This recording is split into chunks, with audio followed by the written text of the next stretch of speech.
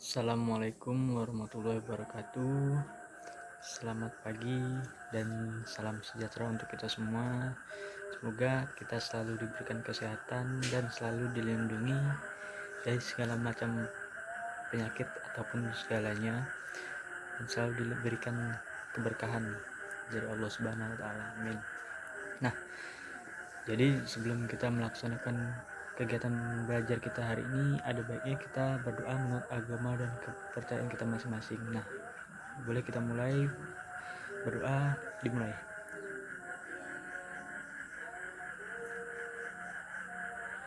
Berdoa selesai. Bagaimana kabarnya hari ini anak-anak? Apakah sehat semua? Nah, sebelumnya, apakah ini sudah hadir semua atau belum? Nah, kalau memang belum, kita tunggu sampai semuanya hadir, baru kita mulai kegiatan belajar kita hari ini. Ini jumlahnya ada 25 ya. Ya, ini masih 23, berarti masih 2 orang lagi. Tunggu sebentar.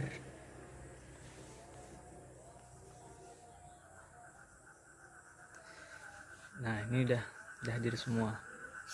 Nah, jadi sebelum kita mulai kegiatan belajar kita hari ini, sebelum kita masuk ke materi baru, Bapak akan coba mengevaluasi kalian tentang materi kita minggu lalu atau pertemuan kita sebelumnya.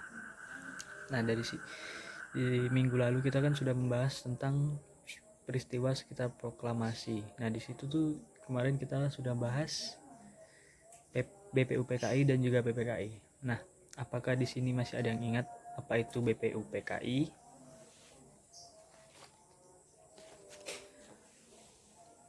Nah, betul. Jadi BPUPKI itu adalah Badan Penyelidik Usaha-usaha Persiapan Kemerdekaan Indonesia, atau yang dalam bahasa Jepangnya itu adalah Dokuritsu Junbi Kosakai.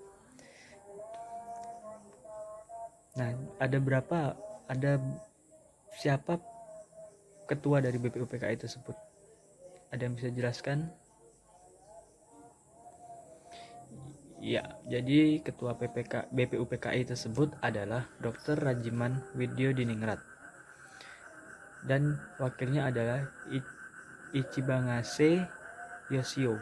Ini adalah orang Jepang, karena BPUPKI adalah badan pembentukan Jepang, sehingga wakilnya adalah orang Jepang, namun ketuanya itu adalah orang Indonesia. Nah, selain BPUPKI, kita kemarin juga sudah bahas PPKI. Ada yang tahu apa itu PPKI?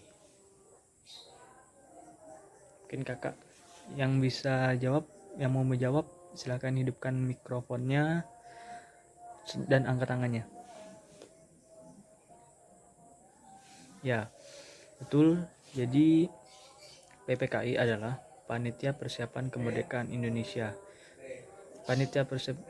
Atau biasa yang disebut Dokuritsu Junbi Inkai. Panitia Persiapan Kemerdekaan Indonesia ini atau PPKI didirikan pada tanggal 7 Agustus 1945, di mana Panitia Persiapan Kemerdekaan ini tugasnya adalah, mungkin ada yang siap tugas dari PPKI?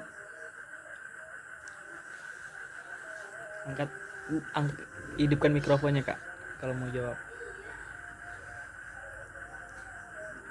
Ya, jadi tugas dari PPKI ini adalah melanjutkan kerja dari BPUPKI, dan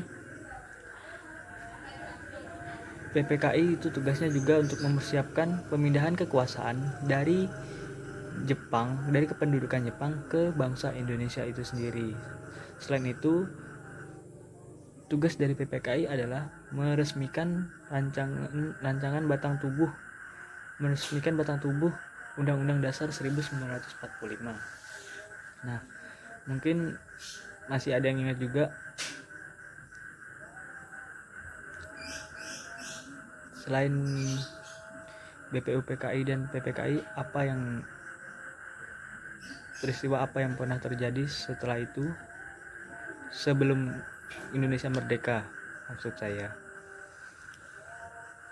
Ya, jadi untuk di Jepang itu sendiri. Peristiwanya itu adalah pengeboman kota Hiroshima dan Nagasaki, di mana dengan pengeboman tersebut Indonesia mengalami kekosongan kekuasaan. Nah, jadi untuk kelanjutannya nanti saya akan bahas di Rengas Dengklok aja, di materi baru. Ini materinya adalah Rengas Dengklok. Jadi saya akan menggunakan media PowerPoint untuk pembahasan materi Rengas Dengklok ini. Nanti saya akan tampilkan medianya. Jadi kalian pahami apa yang saya sampaikan nanti, dan kalian baca PowerPoint-nya. Nanti saya di akhir kegiatan pembelajaran kita hari ini akan saya berikan tugas. Bagi yang menyimak nanti pasti tahu apa itu jawaban dari tugas tersebut. Udah sampai tugas apakah sudah muncul gambar PowerPoint-nya? Ini saya sudah menampilkan PowerPoint. Ini saya sudah menampilkannya. Ini bahan ajar saya, media saya hari ini. Apabila sudah bisa, akan saya lanjutkan proses belajarnya. Nah, jadi apa itu Rengas Dengklok? Rengas Dengklok itu adalah peristiwa penculikan Soekarno dan juga Muhammad Hatta. Rengas Dengklok itu sendiri terjadi karena perbedaan pendapat antara golongan tua dan golongan muda, yang dimana golongan tua yang diwakili oleh Soekarno dan Muhammad Hatta, mereka beranggapan atau mereka memiliki pendapat bahwa proklamasi kemerdekaan Indonesia itu harus melalui PPKI. PPKI sendiri yang kita tahu merupakan badan organisasi atau badan pembentukan Jepang. Jadi menurut Soekarno dan Muhammad Hatta, proklamasi itu harus menunggu atau mendapatkan persetujuan dari Jepang, di mana pada saat itu Jepang menjanjikan kemerdekaan Indonesia pada tanggal 24 Agustus 1945.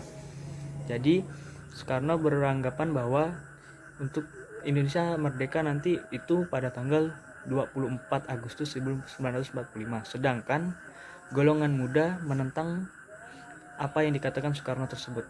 Karena golongan muda sendiri berpendapat kenapa tidak harus sekarang? Karena saat ini Indonesia sedang mengalami kekosongan kekuasaan akibat dari pengeboman di kota Hiroshima dan Nagasaki, yang mengakibatkan melemahnya tentara Jepang atau pendudukan Jepang di Indonesia.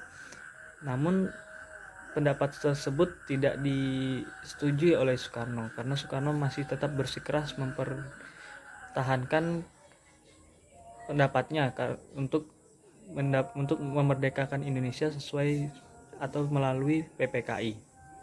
Nah, yang perlu diketahui juga, Rengas Dengklok ini merupakan nama daerah atau nama tempat yang berada di Karawang, Jawa Barat, atau Karawang, Bandung, Jawa Barat. Tempat ini merupakan tempat yang strategis strategis ataupun tempat yang menguntungkan. Tempat ini berada di daerah tempat terpencil, yaitu 15 km dari Karawang sendiri. Nah, oleh karena itu pemantauan menjadi sangat mudah dilakukan oleh tentara peta karena letaknya yang terpencil, yang mengharuskan yang dapat melihat setiap gerak-gerik dari tentara Jepang, karena tentara Jepang baik itu yang dari Bandung, Jawa Tengah maupun dari Jakarta yang akan masuk ke daerah itu, mereka harus melewati daerah itu terdahulu. Jadi dapat memudahkan tentara peta untuk mengawasi daerah tersebut agar tetap memberi rasa aman dan nyaman bagi Soekarno dan Muhammad Hatta. Nah, kemudian pada saat itu golongan muda yang dipimpin oleh Wikana dan juga Darwis, mereka mendesak agar Soekarno tetap memproklamasikan kemerdekaan Indonesia itu. Jika tidak melaksanakan atau tidak mengumumkannya, golongan muda menyatakan bahwa akan terjadi pertumpahan darah terhadap bangsa Indonesia itu sendiri. Namun ya begitulah dengan Soekarno, dengan pendiriannya yang tegas, dia tetap menolak dan dia tetap mempercayai atau mengikuti arahan dari pengaruh dari Jepang tersebut. Nah, tujuannya itu dari Rengas Dengklok ini sendiri sebenarnya adalah untuk menghindari pengaruh Jepang terhadap Soekarno dan Muhammad Hatta. Jadi mereka itu dijauhkan dari Jepang agar tidak mudah terpengaruh. Dan maksud dari peristiwa Rengas Dengklok ini sendiri untuk mempercepat proses kemerdekaan Indonesia itu. Nah, jadi gitu. Nah, kemudian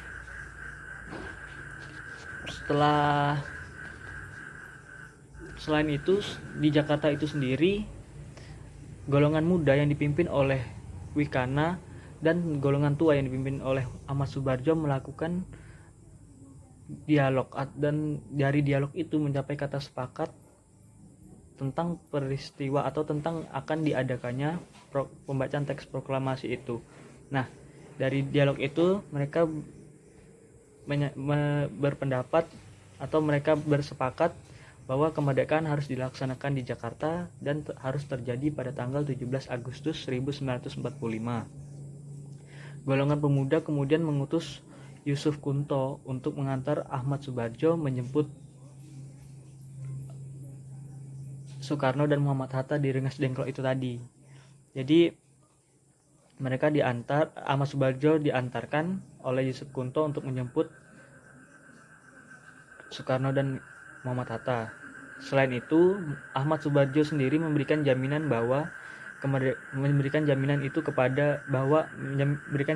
kepada golongan muda bahwa kemerdekaan harus dilaksanakan, pembacaan teks proklamasi itu harus dilaksanakan pada tanggal 17 Agustus 1945 dan selambat-lambatnya pada pukul 12 siang.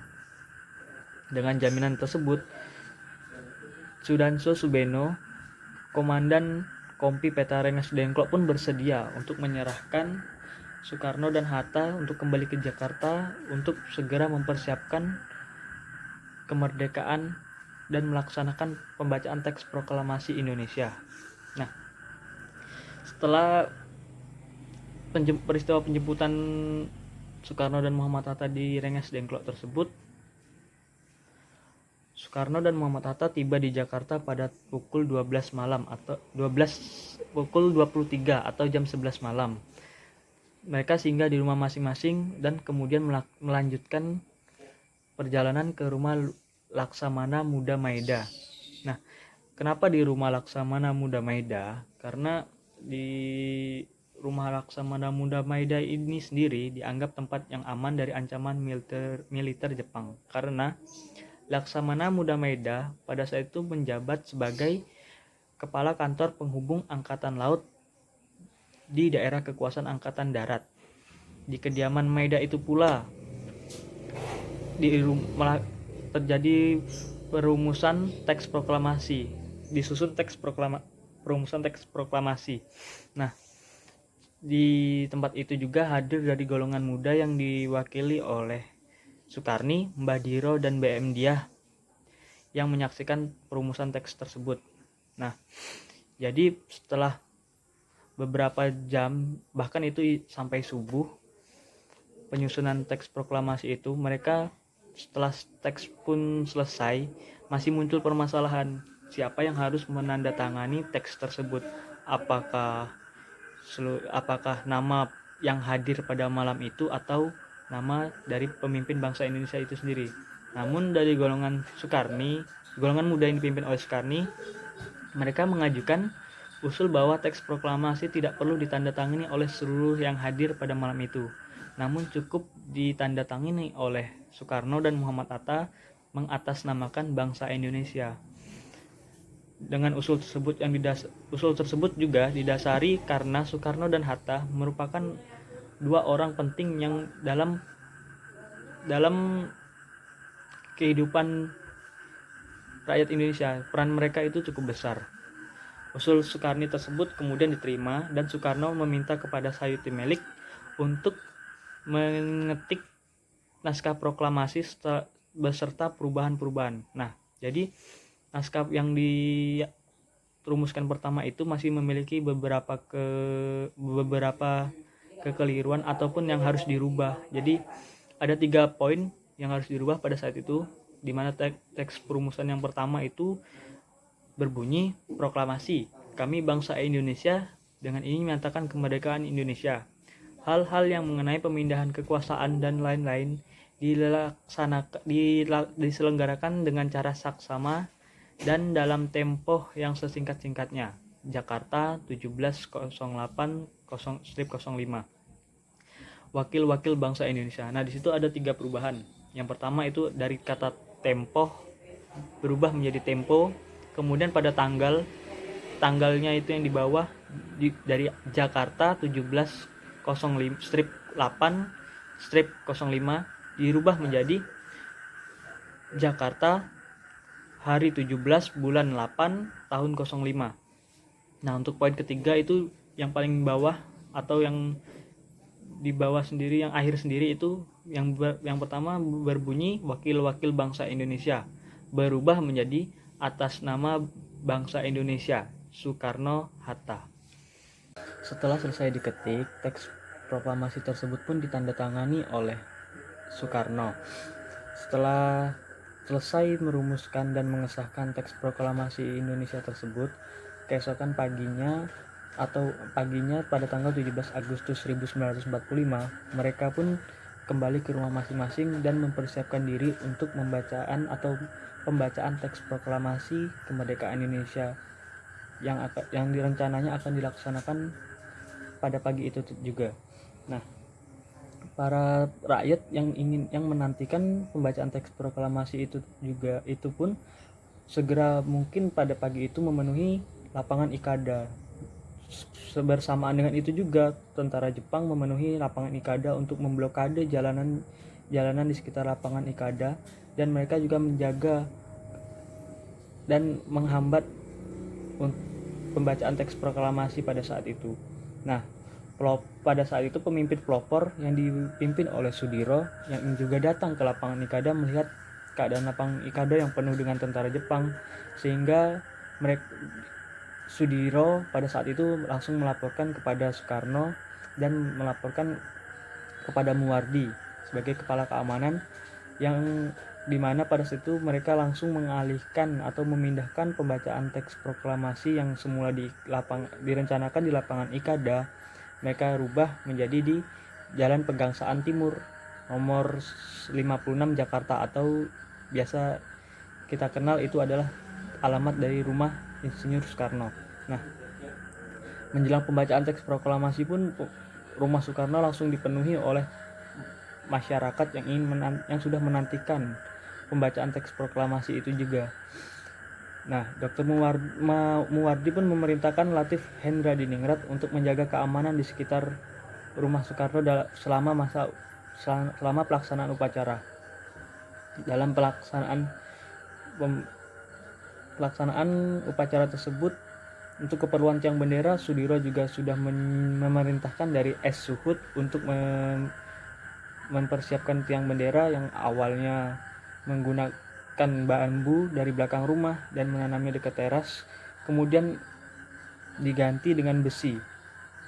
Kemudian selain itu, di tempat lain juga Ibu Fatmawati sudah mempersiapkan bendera yang ia jahit sendiri walaupun dengan ala kadarnya dan tidak sesuai dengan ukuran standar pada saat itu. Nah, masyarakat yang sudah menantikan dari pagi hingga menjelang siang pada saat itu sudah tidak sabar dan mendesak Soekarno agar segera membacakan teks proklamasi pada saat itu. Namun Soekarno menolak karena pada saat itu Muhammad Hatta masih belum hadir. Nah, Soekarno berkata teks proklamasi ini harus dibacakan bersamaan dengan menunggu hadirnya dari Muhammad Hatta itu sendiri. Beruntung pada saat itu tidak lama kemudian Muhammad Hatta pun hadir dan segera menemui Soekarno untuk segera mempercepat pembacaan teks proklamasi pada saat itu. Nah, upacara tersebut sendiri dipimpin oleh Latif Hendradiningrat. Sebelum membacakan teks proklamasi, Soekarno juga membacakan pidato singkatnya yang berisi tentang perjuangan kolonial telah cukup panjang dan memenuhi keteguhan hati. Kedua, cita-cita bangsa perjuangan itu adalah kemerdekaan Indonesia. Dan yang ketiga, Indonesia yang berdaulat harus mampu menentukan arah kebijakannya sendiri, menjadi negara yang diakui oleh negara lain yang ada di dunia. Nah, setelah membacakan teks dan setelah pembacaan itu selesai dan setelah upacara bendera itu selesai dilakukan, bendera merah putih pun dinaikkan atau dikibarkan di tiang tersebut dan diiringi oleh lagu Indonesia Raya.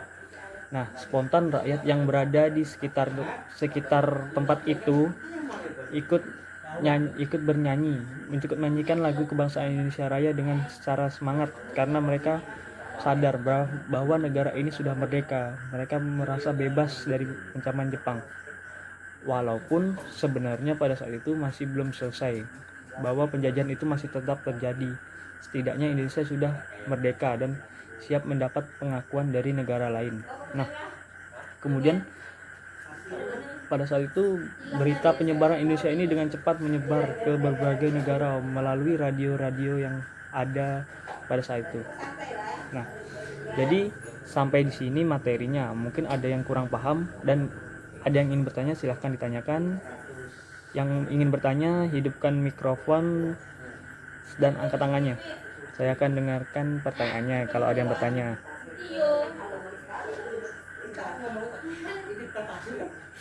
Nah, kalau tidak yang bertanya, mungkin saya akan menyampaikan kesimpulan dari pembelajaran kita hari ini. Nah, jadi peristiwa Rengas Dengklok ini, kesimpulan saya adalah peristiwa Rengas Dengklok ini merupakan peristiwa penculikan Soekarno dan Muhammad Hatta. Penculikan ini terjadi untuk menjauhkan Soekarno dan Hatta dari pengaruh Jepang, dan tujuan dari penculikan ini sendiri untuk mempercepat kemerdekaan Indonesia. Selain itu, peristiwa Rengas Dengklok ini adalah peristiwa yang dimulai atau akibat dari perbedaan pendapat antara golongan muda dan golongan tua. Golongan tua itu sendiri diwakili oleh Soekarno dan Muhammad Hatta, sedangkan golongan muda pada waktu itu ada Wikana yang memimpin pada saat itu memang Wikana. Nah, kemudian pembacaan teks proklamasi itu sendiri terjadi, perumusan teks proklamasi itu sendiri terjadi dari malam sampai subuh sampai pagi. Nah, perumusan itu sendiri terjadi di Rumah Laksamana Maida. Rumah Laksamana Maida itu sendiri adalah kepala anggota dari Angkatan Laut yang berada di area kekuasaan Angkatan Darat di Indonesia. Nah, kenapa dipilih Rumah Laksamana Maida? Karena pada saat itu mereka beranggapan Rumah Laksamana Maida adalah tempat yang aman dari militer Jepang. Nah, itu adalah kesimpulan dari saya. Kemudian nanti akan saya sampaikan tugas, akan saya kirimkan tugas di Google Classroom. Jangan lupa dikerjakan karena itu ada batas waktunya. Apabila ada yang terlambat, tentu nilainya bisa tidak ada nilainya, bisa nilainya beda dari yang tepat waktu dalam mengumpulkan tugas. Nah, jadi selama di sini saya juga akan menyampaikan kesan saya selama pembelajaran ini. Saya paham karena pembelajaran ini menghabiskan banyak paket ataupun kuota, jadi saya tidak akan panjang lebar karena saya mengerti keadaan kalian dan keadaan kita semua sini memang sama. Kita sedang kesusahan akibat virus pandemi COVID-19 ini. Nah, saya juga berpesan kepada kalian, jangan lupa untuk selalu menggunakan masker, cuci tangan apabila setelah bepergian ataupun dari tempat manapun, selalu jaga jarak dan patuhi protokol yang ada. Nah, sekian mungkin pembelajaran kita hari ini. kita lanjutkan pada pertemuan minggu depan. Kurang lebihnya saya mohon maaf. Wabillahi taufik walhidayah. Assalamualaikum warahmatullahi wabarakatuh. Bye.